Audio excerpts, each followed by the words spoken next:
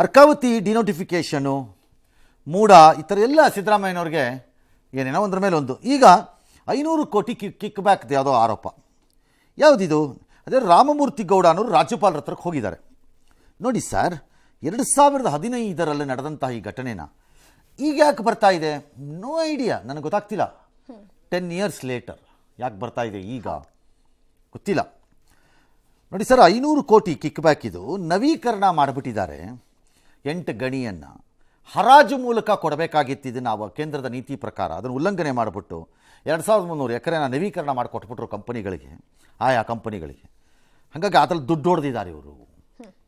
ಇದು ನವೀಕರಣ ಯಾಕೆ ಮಾಡಿದ್ರು ಅಂತ ಯಾವುದೋ ಕಂಪನಿಗಳ ಹೆಸರುಗಳು, ಯಾವುದೋ ತುಮಕೂರು ಮಿನರಲ್ಸು, ರಾಮಗಢ, ದಾಲ್ಮಿಯಾ ಅಂತೆ, ಇನ್ಯಾರೋ ಕರ್ನಾಟಕ ಲಿಂಪ್ಕೋ, ಯಾರೋ ಡ್ಯಾಶ್ ಡ್ಯಾಶ್ MEL ಅಂತೆ, ಉಪೇಂದ್ರನ್ ಮೈನ್ಸ್ ಅಂತೆ, ಯಾರೋ ಜಯರಾಮ್ ಮೈನ್ಸ್, ಈ ಥರ ಹೆಸರು ಕೊಟ್ಟಿದ್ದಾರೆ.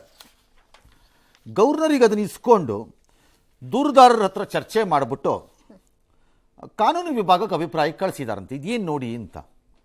ಅಲ್ಲ, ನೋಡ್ಬೋದು, ನೋಡಬಾರ್ದು ಅಂತಲ್ಲ, ನಂಬರ್ 1.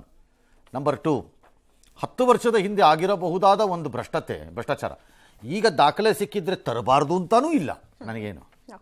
ಆದರೆ 10 ವರ್ಷ ಆದ ಮೇಲೆ, ಯಾಕಂದರೆ ಇದು ಯಾವುದು ಔಸ್ಕೊಂಡು ಆದಂಗೆ ಏನು ಇದ್ದಂಗಿಲ್ಲ. ಇದು ಕಾಣಿಸ್ಲೇಬೇಕು, ಯಾರಿಗೆ ನವೀಕರಿಸಿದ್ರು, ಯಾರು ತಗೊಂಡು ಅಲ್ವಾ, ನ್ಯಾಚುರಲಿ. ಈಗ ಯಾಕೆ ಬರ್ತಾ ಇದೆ ನೋ ಐಡಿಯಪ್ಪ. ಒಟ್ಟಲ್ಲಿ ಬಂದಿದೆ ಅಷ್ಟಂತ ನಿಜ. ಬಟ್ ಕಿಕ್ ಬ್ಯಾಕ್ನ ಪ್ರೂವ್ ಮಾಡೋದು ಕಷ್ಟ ಆಗ್ಬೋದು, ಗೊತ್ತಿಲ್ಲ. ಫಸ್ಟ್ ಅದು ಏನು ಅಂತ ನೋಡಬೇಕಲ್ಲ. ವಿ ಹ್ಯಾವ್ ನೋ ಐಡಿಯಾ ಅದು ಏನದು ಅಂತ. ಯಾಕೆ ವಯಲೇಷನ್ ಯಾಕೆ ಆಯಿತು, ಅದು ಆಗಕ್ಕಲ್ಲ ಏನಾದ್ರು ಜಾಗ ಇತ್ತಾ, ಯಾಕೆ ಹರಾಜು ಹಾಕಲಿಲ್ಲ, ಡ್ಯಾಶ್ ಡ್ಯಾಶ್ ನೋಡಬೇಕು. ಇನ್ನು ಮತ್ತೆ ಸಚಿವರಾಗಲು ಕಸರತ್ತು ಬಿಜೆಪಿ ಹೇಳುತ್ತೆ ಭ್ರಷ್ಟ ಸರ್ಕಾರ, ಸಿದ್ದರಾಮಯ್ಯ ಭ್ರಷ್ಟತೆ ಬಿಟ್ಬಿಡಿ. ಅಲ್ಲ, ಆರೋಪ ಬಂದಾಗ ಅವರು ಅದನ್ನೇ ಅಲ್ವಾ ಸರ್ ಮಾಡೋದು? ಯಾವುದೋ ಒಂದು ಆರೋಪ ಬಂದಾಗ ಆಗೋಯ್ತು ಮಾಡ್ಬಿಟ್ಟಿದ್ದಾರೆ, ಅದಾಗೋಯ್ತದು. ಸಿದ್ದರಾಮಯ್ಯನ ಕತೆ ಮುಗೀತು.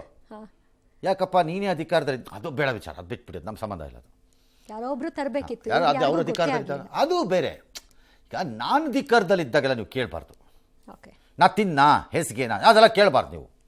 ನಾನು ಸಕ್ಕರೆ ಹಾಕೊಂಡು ತಿಂದೆ, ನನಗೆ ಅದು ಹೇಸಿಗೆ ನನಗದು ಹೇಸಿಗೆ ಅನ್ನಿಸ್ಲಿಲ್ಲಪ್ಪ, ನಾನೇನು ಮಾಡಲಿ ಹಾಗೆ.